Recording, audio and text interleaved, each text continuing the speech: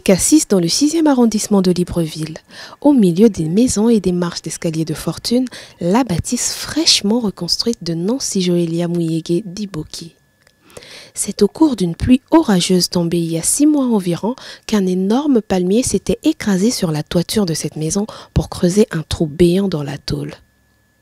Mère célibataire, vivant dans la précarité, la jeune femme avait perdu tout espoir de passer des jours heureux dans sa baraque. Sa surprise a été de taille lorsque la fondation Eden Life s'est proposée de lui reconstruire une maison toute neuve. La fondation Eden Life est un organisme donc à but non lucratif qui a pour objectif d'aider les mères célibataires qui laissent seuls leurs enfants. Et dans cette optique, une vidéo nous avait été envoyée où on nous présentait la situation de cette jeune dame qui avait eu donc sa maison endommagée suite à une forte pluie. Et on a été sensible à cette situation.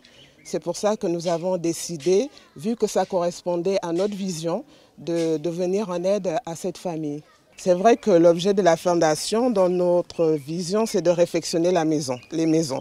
Mais dans ce cas précis, je parlerai plutôt de reconstruction de maisons, parce qu'on a dû raser tout ce qu'il y avait avant pour reconstruire une autre maison.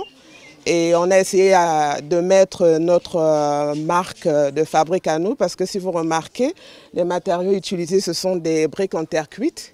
Et donc auparavant, c'était des planches. Donc on a tenu à faire quelque chose de durable pour cette famille, afin qu'en cas de catastrophe ultérieure, que cette maison puisse tenir. Donc ça nous a pris environ 2 mois. J'éprouve un sentiment de joie. Beaucoup savent vraiment ce que j'ai vécu pendant ces 5 derniers mois. C'était vraiment compliqué pour moi. Tout ce que je peux dire, c'est que Dieu les bénisse. Parce qu'il est vrai qu'on peut souvent se poser des questions s'il y a des gens vraiment qui éprouvent la compassion pour les autres. Mais là, j'ai vu que Dieu existe encore. Je le savais déjà, mais là, il me l'a encore confirmé qu'il existe. Il est vrai que beaucoup vont voir la maison, oui, elle est belle et je l'aime beaucoup. Parce que j'ai cru que j'étais venue rendre visite à la maison de quelqu'un d'autre.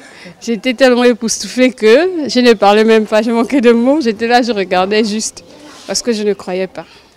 Bapunga, figure de proue de la musique gabonaise, n'a pas hésité à mettre sa popularité au service de la cause humanitaire.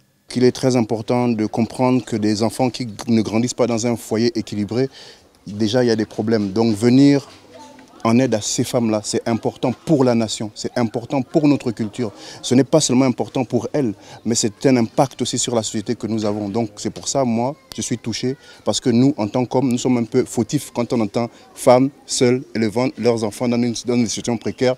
C'est un peu de notre faute. Et donc, dès que j'ai été contacté par la fondation Eden Life, voilà, ça m'a touché.